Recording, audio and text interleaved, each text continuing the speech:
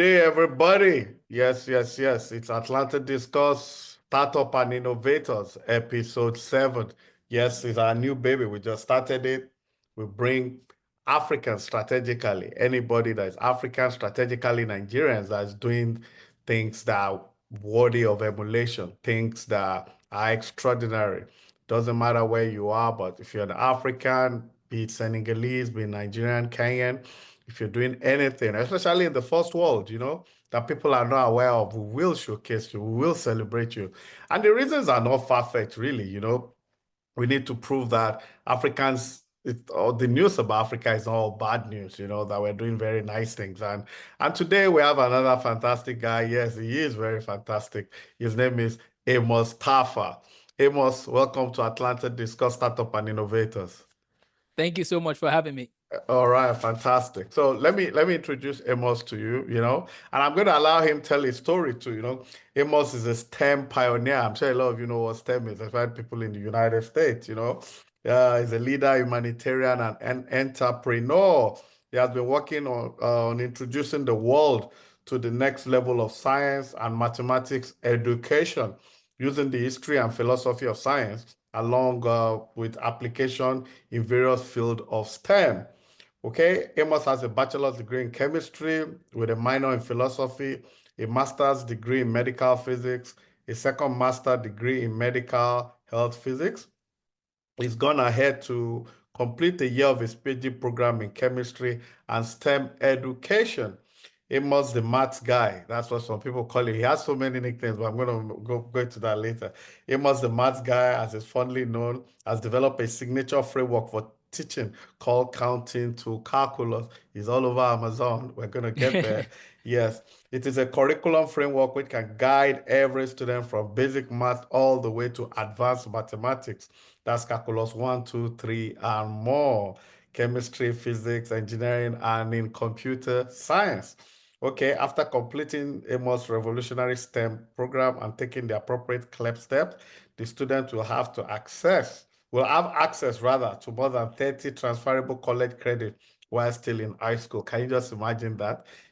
So Amos, the maths guy, started learning at the Institute for Excellence, that's AKA Life, in 2013, which provides academic tutoring and coaching in multiple subjects. The SAT/ACT and education consulting to different schools all over the United States. He's now based in Texas with his wife, Stephanie, with their 7 children. He works as a diagnostic and nuclear medicine physicist in East Texas and teaches at Lotono University in Longview, Texas. Wow, wow, wow. Amos, welcome to Startup and Innovators on Atlanta Discuss. We're so glad to have you. I mean, the whole idea is showcasing what you got. Yes, so now people have seen you. So the next question I'm going to ask, why don't you tell us more about yourself? I've summarized it. So tell us your story. Especially your achievement, the STEM story, the books you are written, in your own words. Talk to everybody. We want to hear you. Thank you so much again for the opportunity. I grew up in Nigeria. I'm from Adamawa State, in northeastern Nigeria, but I moved to Lagos. I attended Air Force Primary School, Victoria Island, Lagos, and then I went to Federal Government College, Lagos. And it was during those years in FGC Lagos, Ijanikin, I got a a good foundation in maths and science. And I also in Air Force Primary School, but that's a little bit of my education before coming to America. I came here for my degrees. When I was in America, initially, I was going to be a pediatrician. I wanted to be a doctor. That's why I came. But really, the heart of the issue is I wanted to help children flourish, right? I'd watched a movie, or I'd read the book by Ben Carson, when I was a kid about, pediatric neurosurgeon. And I thought, I want to be a pediatrician too. But when I was in university, I realized that I really love philosophy and discussion and thinking about topics. So I think education was a better fit than the medical track for me. Now, not many Nigerians come to America and become teachers. That's very rare. You hardly meet a Nigerian who do that. But for me, it was one of those things where, by God's grace, things didn't work out as I'd wanted in some ways. And it changed my trajectory in life, but it all worked out for good. And so I got to teach math at a high school after I graduated. And it was during this time I discovered that the American math curriculum is actually very disjointed. and it has some issues. And so what I decided to do was, because of the, I was blessed to learn math in Nigeria, I was able to bring that mindset of mastery-based learning. Remember, in Nigeria, if you fail math in JSS 1, you can't go to JSS 2. They Yeah, expect you automatic. to, Yeah, you have to repeat JSS you have 1, to right? So repeat. Yeah. they wanted you to master the concepts. And so there's a lot of my, lessons from my upbringing that I brought into writing my math framework. And what my framework does is it doesn't teach math by grade level necessarily. It teaches it by mastery level. So that's why I can help children graduate secondary school in America with a math minor. They can get up to 25 math credits and science credits because I teach them based on mastery. And so that's a little bit of what I do with the math. And then I work in the hospital in radiology. So that's a little more about me. But I really want to change math education worldwide, not just in America. But America is my target right now. And then I have some connections to Nigerian schools. I want to see every child flourish in math at the highest level they can get to without any limits. Okay, wow, that's interesting. I mean, it's always good to follow your heart. That's what Yes, sir. America helps you do. Yes, sir. Yeah, in Africa, if you follow your heart, you might be hungry, you know. Yes, sir. You're very hungry for that matter. Yeah, but it's okay. I mean, so how do you think STEM education can be made more accessible and inclusive, particularly for underrepresented groups? One of the beautiful things, so when we talk about STEM, there's two categories I'm going to clarify. The first one Okay. is, of course, science, technology, engineering, and math in general. That's But the meaning of STEM, yeah, for those correct. I don't know. Yes. Yeah. So science, technology, engineering, and mathematics. Now, medicine will fall under the science of the STEM, right? It's still part of STEM. And then mathematics by itself can be extracted and put on the side. Okay. So I want to address math first, and then I'll come back to STEM. The Okay, beautiful good. thing about math is that no matter what your bank account, math doesn't care about your bank account balance. All it cares about is, do you know the laws of mathematics and can you follow those laws? And so math is the cheapest subject to address because there's no labs. It's more, chemistry is more expensive, physics can be expensive, but math is a unique fundamental subject. So I bring up math because I want every child in the world to take calculus. That's one of my goals. Every child in the world. Why? Because calculus is like a key. When you have that key, you can open many doors. So I'm trying to get counting to calculus, the framework, into every community, right? I'm looking at Dallas and Houston and Chicago, Atlanta eventually. I want to see every child in this community get an opportunity to get as high as calculus. So we need to train more and more tutors and teachers that have this mindset of help every child flourish to the maximum level. So one way we can get more kids in these communities into STEM, right? Groups that maybe don't have a high representation in STEM, is you need to strengthen their math skills. You need to strengthen their math skills by teaching them a mastery-based model of maths. If you don't know how to add fractions, for example, you should never touch algebra. If you don't know how to add fractions, don't touch algebra. You need to master every layer. So in the summer, I'm hoping to offer courses to anybody, right? If people want to work on their math skills and they come from a background where maybe they don't have as much support, well, tap into our summer program. A lot of that will be available at a very reasonable price, or in some cases, it'll be funded by somebody else. So you just need to show up and make the most of those opportunities. Now, for STEM in general, chemistry, physics, medicine, and so on and so forth, people are not as afraid when they hear of those other subjects. I think math is the one that sometimes people think, no, That it's not scares for me. everybody, yeah. It scares everybody. So what we need to do is strengthen people's math skills so that they can then do any STEM field with ease. And one of the ways we can get more people into STEM is we need to get more mentors. And that's where maybe the Nigerians here can mentor some of the up and coming students that might not have as many connections. Because I've met some Nigerians in America who don't have, like, the parents are here now, but they were not educated here. And some of them don't have degrees necessarily that they can use here. So their children need mentors of people that might be in certain fields. So maybe we get a doctor that gives a talk over Zoom to students, or someone in engineering. But those are some things to keep in mind. Let me mention one more thing about STEM. Do you know that of the top 15 careers last year, from one of the reports I saw, all 15 of them were in STEM? Literally, almost every field with high return on investment and payments and so on are in STEM, right? Computer engineering, computer science, mathematics, actuarial science. So STEM is a very good field to also break the cycle of poverty. for people. It's like giving them a solid base to then create a new story for their families. So I'm available to help people get their maths, in order so that they can explore any field they want in the STEM world. Interesting. So since you went to Janike, right? Federal Yes, sir. Government College, yeah. And you're more or less an academician, you're teaching, you're impacting, blah, blah, blah. Now, do you think the Nigerian curriculum is more complicated than the American curriculum? Let me put it this way. Do you think the curriculum you went through in Nigeria prepared you for America? Because most Nigerian children, all Yes, those sir. parents we talk about that they have American degrees that migrated there and all that, their Yes, sir. kids, they're all doing well. I swear Yes, kids sir. that have gone to school in Nigeria come here, they shine well. Why, Yes, why sir. is that? Is it that it's harder back there than here, or why is that so? You should So know. yes, sir. So first of all, the books behind me are the workbooks, some of the workbooks I put together, right? And people can Okay. use the workbooks. They can use my workbooks with any textbooks they use. The idea Okay. of the workbook is that it just gives you a place to show your work for every concept that you learn. And then I Mm-hmm. provide you with a kind of like a reference guide at the back of my workbooks. So like all your formulas that are important are there for Mm. you.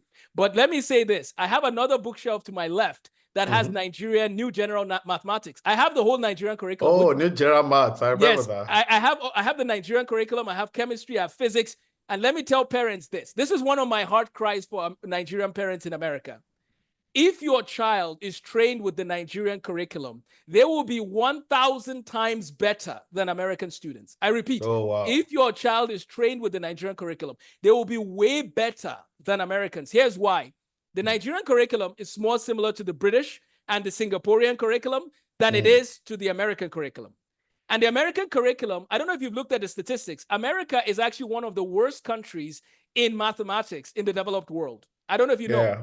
We're Yeah, I one know. of the I know in worst. the Maths Olympiad, it's always Iran, China, Correct. And Yes. even when America is ranking high there, look at who's representing the Americans. And again, Indians. correct. And I'm not, I have Yeah. friends from India and China and everywhere. Don't get me Yeah. wrong. My point is, their training is not the American regular math curriculum. That will Mm, not produce Olympiads winners mm, in the K-12. So let me just say this quickly, because I know some people might say, well, Amos, why are American universities better than Nigerian universities? Well, pause.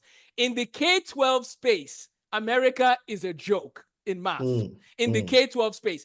In the Mm-hmm. university space, now Okay. you've brought some of the top talents. They're all here, right? Some Mm-hmm. of them are the ones driving that bar high, right? Mm-hmm. Like there are some fields of study in America that all my teachers were, well, in some of the fields were from all over the world, right? So America is good at attracting talent, and their universities have very good resources, a lot of them in general. Mm, But let me say the problem with the K-12 space.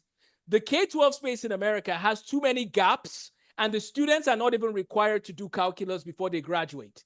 In mm, Nigeria, everybody using New General Maths in SS3 actually does mm, calculus concepts before they graduate. So that's what people don't realize, is that Nigeria, not only is the regular math already high enough, but then we have further maths. When you put further maths, the Nigerians are now on another level compared to the mm, Americans. So the mm. Americans are going to keep lagging behind until they realize that math doesn't care about your background or anything. It just cares about, do you know the rules? And the Nigerians seem to be tapping into that a lot more. Oh, wow. So let's go to our university. Yeah. Why are we lagging behind? And I'm that's really where interested. Yeah.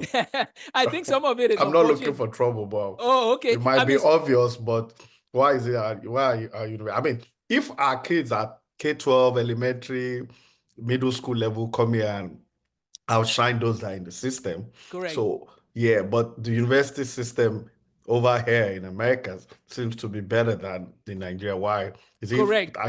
is it the equipment, the environment, the style of learning? Yeah, what? You're right. You actually brought up a few of the points, right? It's the Oh, okay. equipment. The Mm-hmm. equipment is important. In the Mm-hmm. earlier stage of education, a lot of the knowledge can just be focused on paper and pen and taking Mm-hmm. notes and so on, right? And I still have Mm-hmm. my Nigerian notebooks with me, by the way. Those Oh, notes wow. for me, Janikina, are here. And so taking good notes and all that. But at some point, we need to do more hands-on. We need more Mm. mentoring. We need more Mm-hmm. guidance. Well, the way a lot of you think about some of the Nigerian universities, right? The public universities, and some of the professors will tell you, you're going to fail my class, right? They already set a tone that Mm. doesn't allow for flourishing as much Mm. as here We have teachers that will tell you, I'm here to support you. Do you need anything? I'm here to guide you. So I think we need to be careful in how we nurture talent in our universities. Number two, we need infrastructure. We need better infrastructure for chemistry and physics and computer science. Now, we have a lot of private schools that have come up in Nigeria since the time I left in 2007. But I believe that, some of that might be changing in the private sector. But in the public sector, it's a very sad story. And especially when you add strikes and all of that. Now, let me say a word to those in Nigeria that might be watching. I think that if you're in Nigeria and your university goes on strike, use the YouTube to your advantage. Like, use YouTube lessons, use mentoring from other people. Like, keep learning. Don't allow it to stop you. Because if you think about some of the top people in America when it comes to tech, Mark Zuckerberg, Bill Gates, some of these guys, some of them didn't actually graduate from university, but their secondary school was strong enough to give them a base to be able to do what they did. So Nigerians should please, and I was just there not long ago, and I want to support more young people, especially those who are trying to get into university and they can't get in. The resources are available. AI is available to help you learn the material, even if you don't have a professor. So let's bypass the system in that regard to be as competent as possible, and then find jobs that will reward you for your competence. All right. So let's talk about your books. Yeah, yes, the sir. ones you've written. It's whether Calculus 1, 2, 3, 4, 5. Yeah. Yes, Do you have sir. anyone with you there? So this is the first book in the series. It's called Counting to Calculus Volume 1. And the subtitle is Everything Elementary Math and Pre-Algebra. So here's what I did in the American math curriculum. I took all the topics, everything, hundreds of books. I lined them up for all the American curriculum. And I extracted every single topic from all the books for all the grade levels from K-12. The reason why I did that was I wanted to make sure I wasn't missing any topic. I wanted every topic covered. And the goal of the project was make that into one book. Because in America, they have somebody's in primary 6 or 6th grade, and they will learn something. And then in 7th grade, they will learn it as if they never learned it before. So some of the students are bored because it's like, I've done this before. How many times do I need to learn how to add fractions? Again. So what I was doing is, what if we have one database of all the topics, and then we slice it into a series of volumes? So then the idea is, if you take volume 1, volume 2, and volume 3, you have everything kids learn from primary 1 to calculus. So the idea is, what if I just put it all? So then that was how it started. It started as just 3 volumes of workbooks that are aligned with textbooks. Then I started making the videos to follow the order. So the goal is, you can sit down on a Friday night and watch primary 1 to primary 6 all through. You can just watch all the lessons. Does that make sense? There's no limit to what you can do. Then the project went from volume 1 to 3, and now it's up to volume 15. And so what it did was, we went from pre-algebra, algebra 1, algebra 2, geometry, trigonometry, and then we added, calculus, 1, 2, 3, statistics, economics. We went on and on. So the idea is that every child who uses our curriculum, and this is where the innovation comes from, we thank God, there is no curriculum in the world that takes anybody from basic math to calculus 5 in secondary school. That doesn't exist.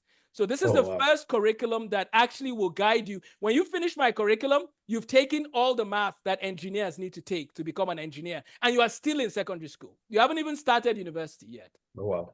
So let me ask you this. Everything you've written that you just itemized now, who are those using it now? Do they use it in American schools? Is it?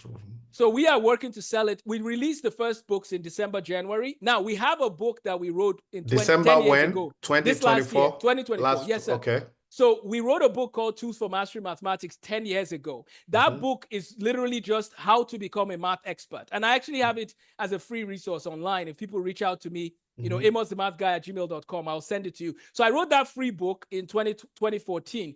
That has been distributed to a lot of my students through the years. I've used it. I've worked with hundreds of students for their SAT, ACT, and I started a school in Minnesota for a season, and I used some of that there. However, my new workbooks just, as I said, they just dropped like in the last couple of months. And we've started talking to schools, and we want to talk to more schools. So if your school is trying to step up their game in maths, let us know. Because what we've done is we have the workbook, and then we have textbooks that go with the workbook that are, some of them are open source textbooks, meaning that you can find them online for free, the textbooks. But we've written the workbooks that accompany the textbook. And if you just finish this workbook, you move to the next one and the next one. Do you see what I mean? And parents, in the summer, this is a great resource for you. Your child can just keep making progress. When your child comes back in September to school, their classmates will be wondering, what happened to this guy? This guy that didn't know anything. Look at him doing complex equations. That's what I'm planning to see with all my students. They should all begin to shine bright, because the nature of math, and this is one of the textbooks we use. This is just a textbook I use as a resource. You notice that math is like a structure, like a pyramid. Yes, when true. your foundation is strong, people will start seeing you shine bright. So what I do is my curriculum strengthens your foundation. Like, I'm not playing around. I use Singapore math, Nigerian math, and some Indian integration into it. So I basically took the best math curriculums in the world, Singapore being the best, and I integrated it into an American framework to produce the best math students. Oh wow. Oh wow. That's awesome. Are you I mean, are your services and books available for African countries, or outside America? Yes, sir. I mean, if, for example, a state government in Nigeria, for example, maybe Ogun State, Lagos, or Akwa Ibom, says, Yes, sir. okay, even your home state, Adamawa, might Yes. come to you and say, Amos, look, these books, can we buy them and blah, blah, blah. Are you available for that? I am available, and I actually have someone in Plateau State now that is trying to talk to some of the people in the House of Representatives. I have a school in Abuja, a few schools in Abuja that are wanting to look at how to implement the book. But I am planning a trip later this year, God willing, to go to places like Lagos and really see how we can get this into more people's hands. Because you can still use new general maths, you can still do that. But what my book is saying, and in the back of the book, I talk about why we're different. What we're saying is that our standard is actually not Nigerian standard or Singapore or India. Our standard is Isaac Newton. Our standard is the best mathematician ever, Leonard Euler, Carl Friedrich Gauss. Why do we make those people the standard? Because we want you to become the next Isaac Newton. We want you to become, we don't want you to just get all A's in WAEC. We want you to be the best in the world. That's our goal for you. Now, the thing about math is, no matter what you want to do with your life, if you're good at math, it opens doors for you to be better at that thing compared to if you're not. So, for example, if you want to become a physicist, physicists that are good at math already, very good at math, they bring another layer to the equation. But those who just study physics without having that strong math background, sometimes they just don't shine as bright, if that makes sense. All right. So I was going to ask you, yeah, but you started talking about it. I wrote down a question here. How do you think history and philosophy of science inform and enrich our understanding of STEM concepts and principles? Because in your profile, it shows that you're a minor in philosophy and all that. So, and of course, your background is fantastically science. So how do you think we can do that? How do you think history and philosophy of science inform and enrich our understanding of STEM? You understand? Yes, sir. Yes, sir. So part of how I even got into the history and philosophy of science, well, I took a class, but the other thing that I learned in my journey is I read a book called Journey Through Genius. I read a section, and it was the story of Isaac Newton. So let me give your audience something to chew on. Please go ahead. The greatest physicists of all time are listed as the following: Isaac Newton, Albert Einstein, and James Clerk Maxwell. The greatest mathematicians that are listed of all time are Isaac Newton, Leonard Euler, and Carl Friedrich Gauss. What you find interesting about the greatest physicists and mathematicians a lot of the time is they were also good at philosophy. So the greatest mathematicians and physicists, and sometimes even chemists, had a good background in philosophy because philosophy allowed them to think about problems in unique ways that they would have otherwise. Yeah, they could analyze things different. And that's why I encourage people to learn philosophy for fun. So the way I integrate the history, well, so there's a history of science and the philosophy of science. The way I integrate the history of science is, imagine you read a book like this, The Wright Brothers, right? It just tells the story of aviation. But by reading this book, you begin to learn about some of the science and mathematics that went into building airplanes. You get a greater understanding of why certain topics are taught, because you know why, the context, right? What I emphasize is people need to learn the context that gave rise to the concept. You need the context. Why did Newton come up with calculus, right? Newton and Leibniz came up with calculus. Why did they do that? And one of the reasons Newton came up with calculus was he wanted to understand how the universe worked, and gravity and equations and the planets in motion. He was trying to understand a physics problem, and he came up with calculus. Imagine if I have that understanding, that changes the game when I now engage with calculus. Now, let's talk about the philosophy of science. The philosophy of science is focused on what is science. How does science work? What is a paradigm? These are kind of questions you deal with in the philosophy of science. So in conclusion, I've done some of my visits to Cambridge and Oxford, and when I've listened to some of their professors, I find that they're very knowledgeable about the history of the subject. And when you look at the greatest mathematicians, they are very knowledgeable on the people that have come before them. So then they're able to understand what problems need to be solved in the present. So that's why we should teach more of it. And honestly, some of the top computer science and math pioneers now in modern times, some of them come from a Nigerian background, right? Ghana, Nigeria. We see some of them in America. And imagine if you take the math expertise they have and add the history of science and math, they will even be able to take it to the next level. And that's what I want to do for your children, those who are watching. I want your children to be the best in math. I want Nigeria to go on the map as one of the best countries in math in the world. I want America to do the same, but America really is not serious yet. Until they change their ways and start doing math in the summer, I don't think there's hope for America yet. Interesting. I'm actually excited about this conversation, because when I was in my first level in university in Nigeria, you do some elective. I was studying engineering, did some elective in philosophy. And one thing I never forgot was when they taught us about obstacles to critical thinking. I never forgot language was one of them, pragmatism and indolency. The indolency I never forgot, which of course means mental laziness, Yes, sir. So I really, I mean, I'm not doing too bad when it comes to memory. I hardly forget, especially things I learn. And I always tell my kids that the best memory of education, my best education ever was my secondary school. Wow. Almost everything I learned at that time. I have a son that we're arguing now. I told him that at age 10, I knew the capital of all the countries in the world. And I said, there was no Yahoo, there was no Google, and there have been new, I'm over 50 now. There are so many new countries, and there's still no country I don't know but computer just made it easy for me and all that. But what you're doing, it's really commendable, and I just have to give it to you. But you see, you said here, maybe the way they train kids is different from the way we train kids, because I know that we have so much on cramming and all that, and that kind of thing. But let me ask you this. Has it been financially rewarding thus far? In terms of being in STEM or my curriculum journey? Your curriculum journey, yeah. STEM will be rewarding, there's no doubt about that. Yes. I mean, so here's what happened. And even Trump loves STEM, yeah? Yes. Yes.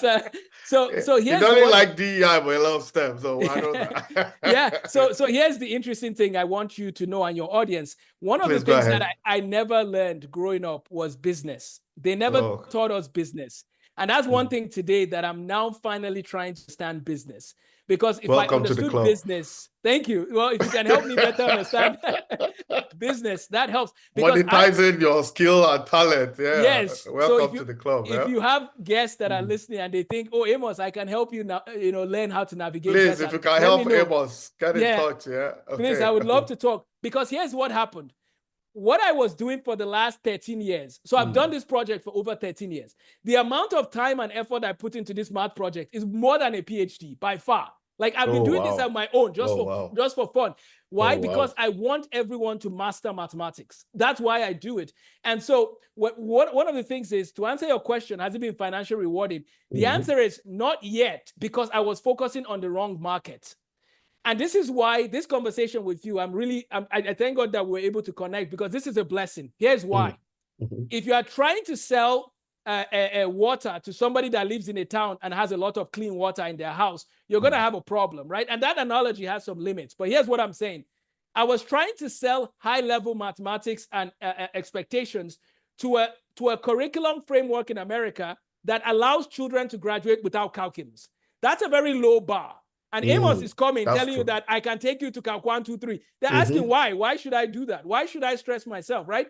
But if I give the same thing to a Nigerian that is aware of what they had in Nigeria, they will be very grateful for what I have to give. Absolutely. them. Because what I'm giving them is I'm giving them the same rigor that their children would have received if they were in Nigeria, and they have it in America. Why is this important? Because if you have the rigor of a Nigerian student, you will be way better than anybody in your university. Let me give you an example. 50% of American students drop out of engineering school in the university here. 50%. 50. 50%. Oh, wow. And they've been doing research to find out why are American students dropping out, because the Singaporeans are not dropping out. The Indians are not dropping out. It's the foundation. So it's because their K-12 math is weak. That was That's the the result. foundation, yeah. Yeah, but then look at me in SS1. In Nigeria, listen to what we did for SS1, 2, and 3. We did regular maths, further math 1 pure, and further math 2 applied. And we did that for SS1, SS2, and SS3. That amount of maths is way ahead of any American. Give me the best American math students on just the American math curriculum. They are probably just benchmarking with our 10th SS1 students. So they don't know things like polynomial sorts. Well, they know some of that, but they don't know calculus. They don't know differentiation and integration. Oh, wow. You know what percent of students do calculus in America? It's actually about 20% as a whole in the nation. But in some states in America, only 4%. 4%. Wow. That's low. That's for a low. Technologically advanced country. Correct. And even this morning, I was thinking to myself, we grew up with all the challenges in Johannekin without the constant electricity and water. They didn't lower the bar for us. They kept the bar high. Then you come here, you have electricity, you have everything. Why aren't you doing calculus? Now, here's what some people might say, oh, it's hard and blah, blah, blah. There is no such thing as hard. There's just ill preparedness. When you're not prepared well, then it looks hard. So what you need to do is get a solid foundation and build. That's what you need to do. And that's what we do with our curriculum. So I understand that changing the landscape. So my goal is I want that 20% number in America to change to 50% and then 75%. Like I want to shake the whole nation by God's grace. The whole nation. Everybody get to calculus. No summer holiday for 3 months for math. How can you take 3 months off for math? Look at what Japan is doing. South Korea, Singapore. I know. And then you think you can Vietnam. compete? Vietnam. You can't Cambodia, compete. Yeah. So I'm not angry at anybody. I'm just pretty passionate. No, I understand. I mean, it's a no holds barred. Atlanta discuss startup and innovators. People watch. We're all learning. I'm learning from you, and I'm enjoying it. Guess what, right? Yes, sir. There's a lady, she has a pool of teachers in Nigeria. And I'm sure from what I gathered, over 90% of our clients are children in America. Wow. Yeah, I'm telling you, it's what I know. It's not even hearsay, it's what I know. Wow. Like your 7-year-old elementary school, they already have, you send your child's curriculum to them, then they link up via Zoom and they teach your child twice a week. And wow. I'm telling you, it has been working, Yes, sir.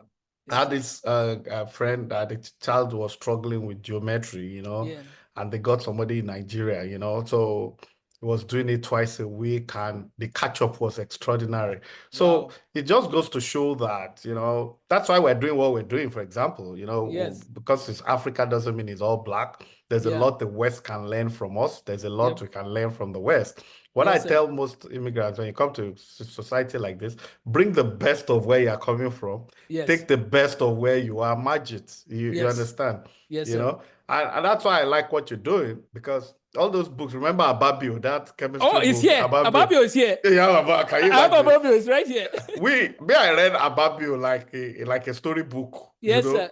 Oxidation and reduction. Ababio, I can't even remember the name of the author. Yes, sir. All those modern biology, oxygen cycle, nitrogen cycle, yes, sir. I can still draw them, wow.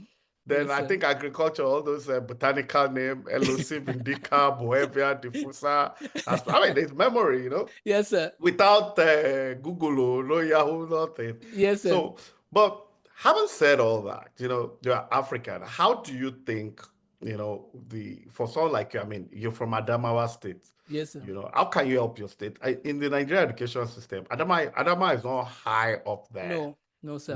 I mean, it's not high up there, no, and I hate to say that, because I know Chinese people come here, Iranians come here, yes, Indians come here, and they do give back.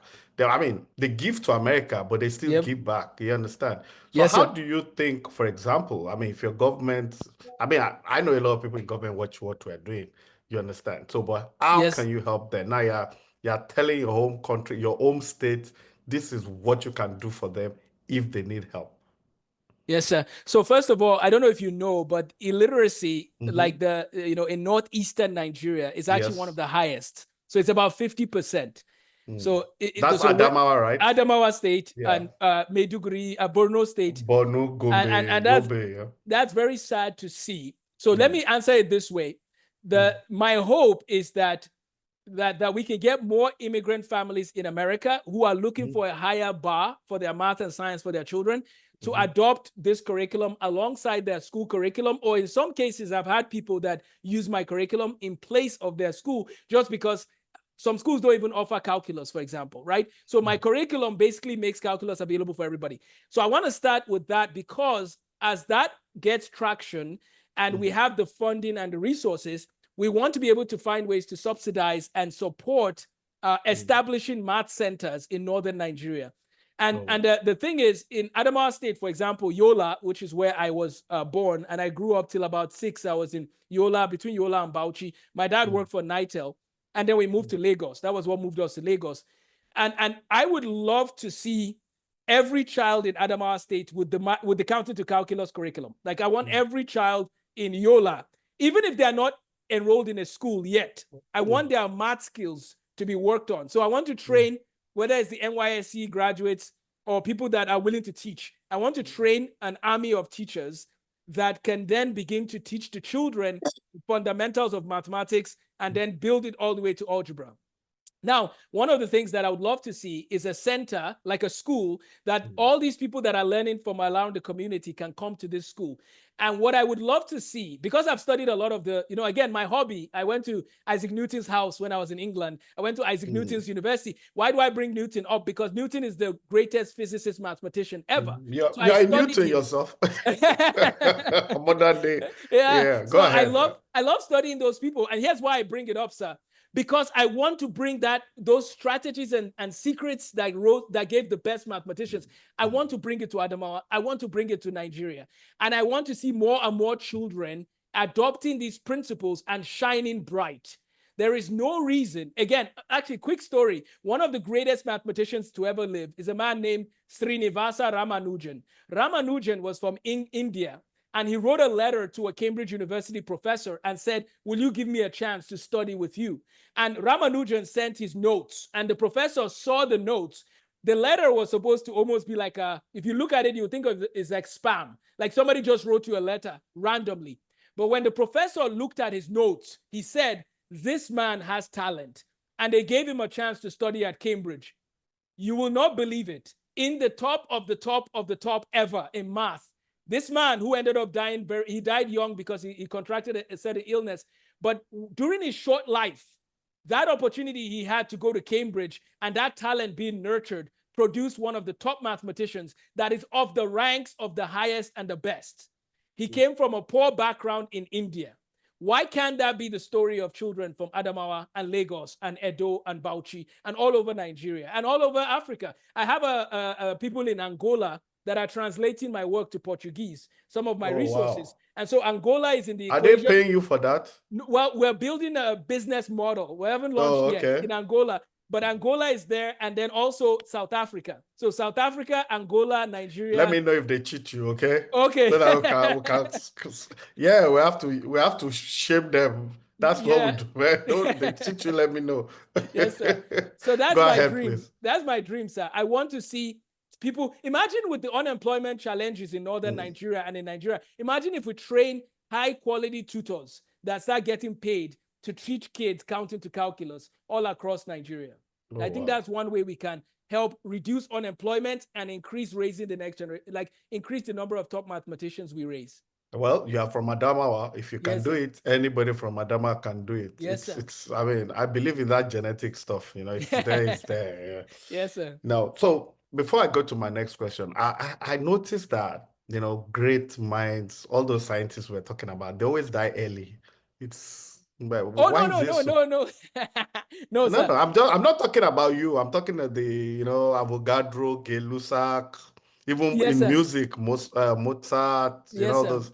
Yeah, I mean, maybe not all of them, but is it as a result of too much knowledge or they achieve early or what, Well, each of those is a case by case, but let me just say a quick correction. Okay, tell me the ones you know. So Newton lived till 84. Okay, and the other top guy in mathematics, Euler, he lived for about 80 years, almost 80. and then Gauss the third. So these are, well, Gauss and Euler are usually ranked number one, and Gauss lived for 77 years. So some mathematicians did live long. I just wanted to correct that. Now you're right. I said no. I didn't say all of them. Correct. Some of them. You're right. Now let me say this though. Some of these people exert themselves at a much more intense level than the general public, and I think that could affect people, right? For example, Martin Luther King Jr. when he died, they said his heart looked like he was 50 years old, like, or something like that. The stress was so high on him, right? Just as an example, he died at 39. Blaise Pascal died at 39. That's another top math guy, right? So sometimes these guys, they died at 30 or 39. But it's good news to know that the general mathematicians and physicists, a lot of them do live long. And it's actually, I joke sometimes and say that maybe we should be doing complex math questions till our 70s, God willing, because it will keep us young, right? So I want to write, I joked, I told a nursing home, true story, I told them that I want to give your people math books to help them while they're in the nursing home to learn calculus, so that while you're still on earth, you can learn calculus. So I think math can help you keep your mind sharp and fresh. But unfortunately, of course, the reality is there's other factors that can end someone's life early. All right. Apart from you offering your services, your books are for sale, correct? Yes, sir. Yes, sir. Okay. So where can we get them to buy? I mean, they're all on Amazon. The workbooks are on Amazon. The textbooks. So the workbooks are, again, Amazon. There's a list of all of them. Can you just put up one of them? Let's let people just say one, just Counting to Calculus and Amos Tarfa. Counting to Calculus. Okay, Amos Tarfa. And let me clarify. So let me clarify. And the website is amosthemathguy.com. And if anybody wants more information, there's a form on my website. They fill it out and we can talk. Okay, so, I'll put your website in the comment section, when this comes out. Yeah, thank you so much for doing that. What I was going to clarify is that I've written the workbooks, and some of the textbooks are free online. They're actually free because they are open source. So if you get the workbook, just make sure you reach out to me if you have any issues finding the textbook.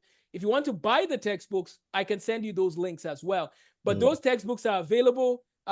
Some of them were from the university, Rice University in Houston, Texas. They were the ones that actually wrote some of the textbooks that they're called OpenStax. So these textbooks are free. They were funded by very wealthy people to make the textbooks free. The reason why I wrote some of the workbooks is because, let me just tell you one thing about American students that we didn't talk about. American students are not very good at study skills in the K-12 space because they don't have as much pressure that is put on them. Now, I'm not saying Nigeria is perfect or Singapore is perfect. What I am saying is that Americans are not learning study skills, which is one of the reasons they struggle when they get to college.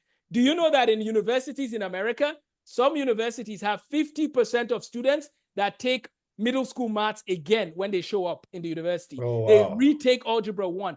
Like, guys, when I say what I'm saying, and I know Nigerians were very good at debating, when I say what I'm saying, I don't want Nigerians to think that, oh, it's, you don't understand, you just think of it one way as a Nigerian. It's like, no. I taught for 2 years at a private school in America. I've worked with hundreds of students. I've been in the American... You're still teaching. I'm still teaching. I'm seeing it with my own eyes, right? They say with their own korokoro eyes. I've seen it with my own eyes. We are, for the most part, our education system here has more laziness that is allowed. In Nigeria, when you're studying for WAEC, you don't have a life. I mean, you are studying hard. I'm not saying everything. You'll be cramming everything. I'm not saying we should go to the Nigerian extreme, but I think there's a middle ground. And the middle ground is you should have a notebook. So here's my point, sir. Do you know that students in America are not required to have notebooks for any subjects? Just imagine that. You are in a class and you don't have notebooks. How are you going to remember what you are learning in the class? So you probably forget, and then the student will say, "Oh, I didn't know how to pass the test." But I'm sorry to interject you. I've also been told that, that cramming, the way we put pressure on our own children, it's not also the right way. I agree. Yes, sir. It's not the right way, but that's where you should teach them how to have study skills, which is what this project of the workbooks was about. Because the kid can go back and read what he wrote, right? The problem in America, and sir, if you don't mind, again, your audience can look at all the different data points. Go ahead, man. If you look at the data point for maths, we are last. If you look at the data point for education as a whole, we're struggling. So we're struggling on all the levels. That's And the America. children, yes, in America, and the children sometimes don't even like school. So it's one thing if you are struggling, but at least you are doing okay. No. This one, you are not doing okay. You are struggling and you hate it. So what I'm about is what I also try to help families with is I help you help your child to love learning, love the process of learning. It's not enough, and that's why it's not about cramming. It's about getting a passion for loving the subject, and that's where the history comes in. Instead of just telling you to memorize how airplanes fly, let's read the story of the Wright brothers. Now you begin to enjoy identify. it. You Yeah. enjoy the journey. You're like, so these guys suffered. They tried. They're okay. You put yourself in their shoes. And let me tell you one funny thing that people don't know about Isaac Newton. Do you know that Newton, when he went to university, he studied law? That's actually what he went to study. And the reason why is because he hadn't done his work in physics yet. Think about how crazy that is. The greatest physicist hadn't gone to school yet, so he hadn't come up with the physics that we will now all study. Does that make sense? He's the one that was like going to change everything. But in 1664, they had a famine in England and he had to go home. It was during the time that he had the famine that he came up with gravity. He came up with all these things. They had a plague. Sorry, that's what I meant. And one of the interesting things is that Newton came back in 1666, 1667, and that's when Newton became a boss in mathematics. What is that telling us? It tells us that the right math coaching can change the life of a child. That's the point I'm trying to make. If you have the right coach and the right guide, your child can become another Isaac Newton. Extraordinary. So we're going to talk about STEM, yeah. Yes, But sir. before we go about to STEM, right? Your book, how much is it? The ones on So there's 15 Amazon. books in the series. The first set of books are 15 about, books. Okay. yes, the first book is $45, the first 4 books or so. And that's partly because I call them the foundational books. But everything after that, a lot of them are $25 on Amazon. $25 on Amazon. Okay, Yep. we'll share the link on the comment section. No problem. Thank you. Fantastic. Yep. And then, as I said, please, if somebody is getting the books and they want the textbook, that part is free. I'll send them the textbook. They can actually print the textbook and have it Don't worry. wherever they want to print it. When people are commenting, you respond, and that will suffice. Yes, so if, for example, the governor of Adamawa State wants to buy 1 million copies, they are free to do it. Oh, Okay, yeah, they can do that and we'll give them a subsidized rate. Okay, they should pay you, Governor, what's his name again? Umaru Finitri. If you are listening, Amos Tarfa from Yola is here. Yes, He's sir. in America doing extraordinary things, okay? Patronize him, okay? He's a Nigerian. He's from there, son of the soil. Even though he was a Johnny kid that reshaped him, So he's a Lagos boy. You can see his mouth is sweet, He has all the flow, the vibes, as teas, as they call it, So, but, I mean, let's talk about STEM. Yes, sir. A lot of people just hear STEM. Especially for immigrants, people that come here for the first time. There are people grappling with so much paperwork, immigration. They don't even know that STEM can help them. Some people don't even know that they have qualifications that they can use to get useful to the society. So tell us, about STEM, just summarize it so that people can learn from it, and those that can benefit from it. Yeah, so let me say this secret to parents and your children. Even if your child is still in primary school, I want you to make sure you watch this closely. I heard a guy say something interesting a few days ago. So the reason why computers work today is because of a man named Shannon Claude. And even with AI, you've heard of Claude. There's Claude, CLAUDE, right? That's one of the AI options. There's ChatGPT, there's Claude, there's Perplexity. That Claude, the man's name was Shannon Claude. Claude was a student who was very good at maths. And what he did was, when he was going to the University of Michigan, he decided he didn't know what he wanted to study. So guess what he chose to do? He chose to study maths and computer science because he thought, at least if I have maths and computer science, I have a solid foundation. Do you see what he was getting at? So because he did that, there was no limit to what he could do with his life. If your math skills are solid, the doors are open. So here's what I want to say to parents. In the era of STEM, it is important that your children learn how to program, especially in Python. It is important that your children know algebra very well. So again, don't depend on the school that your child attends to be the limiting factor for how good your child will be in maths. Tap into the resources out there and make sure your child has a world-class math education. So now STEM, Medicine is great. Of course, many Nigerians are familiar with people being doctors and all that. That's great. But there are many people that are making more than medical doctors that went to school for only 4 years. That's also happening, right? They're working remote jobs. Some of them can live in Nigeria if they want, working for a company in America. So it's important to know that the era of computer science and mathematics as the bedrock of physics and chemistry, the era has come. So never allow your child to be sitting around for 3 months in the summer, not engaging with some math and computer science. Let them make the most of those years, because in the STEM field, here's the advantage in the STEM field. Number one, if you get into a PhD in STEM, you're not going to pay for it, most of them. That's number one. I know that firsthand because I went for my PhD 1 year in chemistry. It was free of charge. Not only is it free of charge, they pay you to take those classes, right? And to teach a lab or two. So number one is PhD STEM programs, a lot of them get a lot of funding. So that is one way. Even if you're in Nigeria saying, what can I study in America and bring value? Choose a STEM field. If you go into engineering or mathematics, there's a lot of opportunities. The other reason why I help families get up to 30 college credits, because you need 120 to graduate from your bachelor's. The reason why I help them get 30 is because most Nigerians, from what I know, a lot of Nigerians want to do a master's or PhD. So what Amos does is I reduce the time you spend doing your bachelor's by getting those 30 credits earlier on.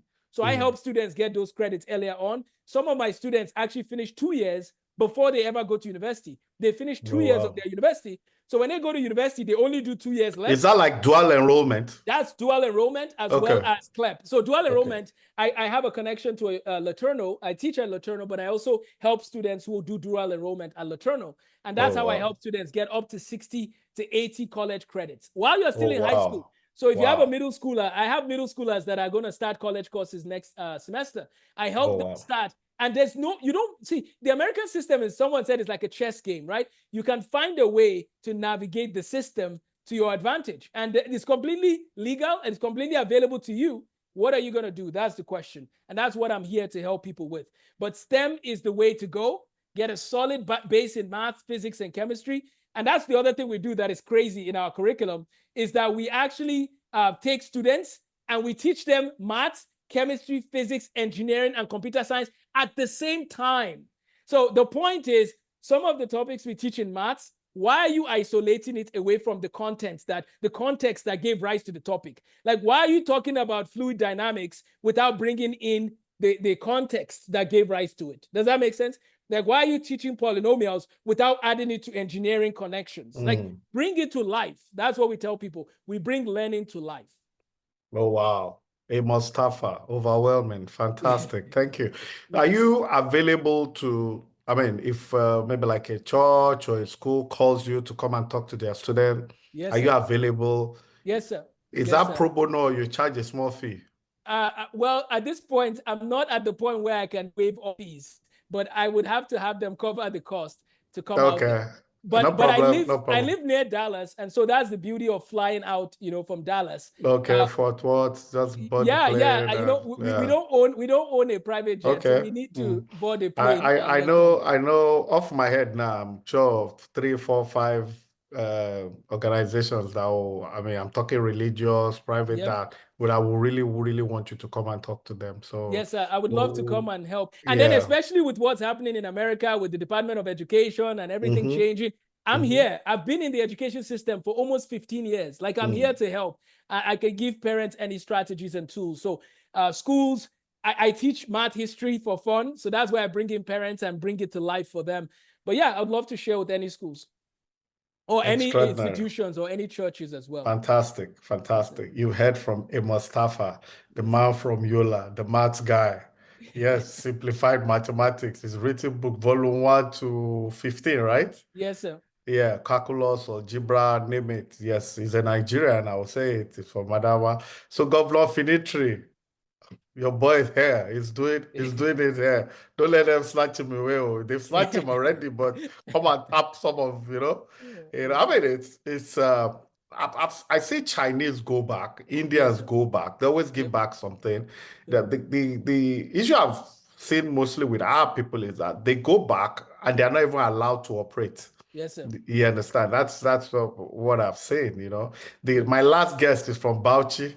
Yes, sir. I'm Bima. Yes, sir. Yeah, it's from Bauchi. You are from Madama. So I like that kind of thing. So that it will just be we Yorubas or Igbos that, yeah, Right. I really, really, really like that. I mean, Yes, sir. like we tell people 7 out of 10 Black doctors in America are Nigerians. Wow. Yes, 1 out of 4 sub-Saharan Africans are Nigerians. But what we're doing with Startup and Innovator is not even limited to Nigerians. If you're Kenyan, Yep. I'm already talking to people in Uganda. My program used to be on Friday. It used to be more of politics, but I just started meeting people like, yeah, like, no, no, no, no, no, no. We have to work on this Yes, because, sir. I don't want it to be all bad, bad. But Amos, you've done well. You've spoken Thank you, sir. well. You're a true son of Africa. We're proud of you. Yeah, I mean, you've slayed stereotype. I like the fact that your work is very, very documented. You are teaching. And I just think you have scratched the surface, actually. I think Yes, the sir. best is yet to come. Yes, sir. And here we're going to assist you in every way possible. You're Yes, my sir. friend now, so don't worry. Yeah. I I'm really just appreciate calling. it. And Oh, yeah. what I was No. going to say, sir, if you don't mind, Mhm. is that Go ahead, please. the county to calculus curriculum framework, as I said, is the Hmm. only framework in the world that will guide you from pre-algebra to the highest level of maths that engineers need at the pace that you want to go. But that now has been taken into a startup that we're starting with a guy at the University of Chicago who's also a Nigerian, and we're trying to make it into a franchise where you start seeing county to calculus centers around the country, because the Oh, goal wow. is simple. Everybody get to calculus as soon as possible and learn the history of math along the way. So I just want you guys to be aware, Atlanta, Houston, Dallas, Chicago, we want to, because there's actually a place called Russian Mathematics Center. Think about that. There's Hmm. Russian Mathematics Center. There's Singapore Math Center. So Hmm. one of my friends who's a doctor, who's from China, his parents are from China, he actually joked. He told me about 10 years ago when he knew about my math program. He said, Hmm. Amos, maybe what you need to do is start importing maths from Nigeria. That's what he said. He said, maybe what you need is bring Nigeria math. He acknowledged that the American math was inadequate. And he said, maybe you should bring it. So when I visited Nigeria, I told my friend who was helping me, I said, go and buy the whole set, all of the textbooks from primary 1 to SS3. I said, bring it here.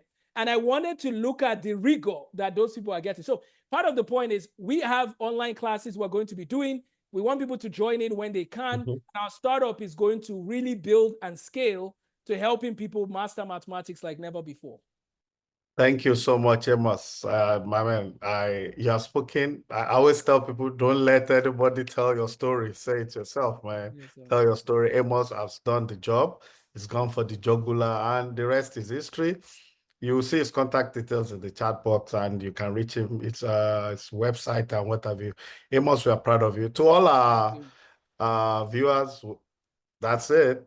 Startup and Innovator episode 7. A great guy, great, great guy, Amos Tarfa. Thank you, Amos. It's Thank a you wrap again. there. We'll see you next week, Wednesday, for another interesting topic. Bye, all. Amos, wave to your people so All right, that bye-bye. they see Thank you you on so the street. much. They say, oh, that's Amos. We know him. All Yes, sir. right, bye.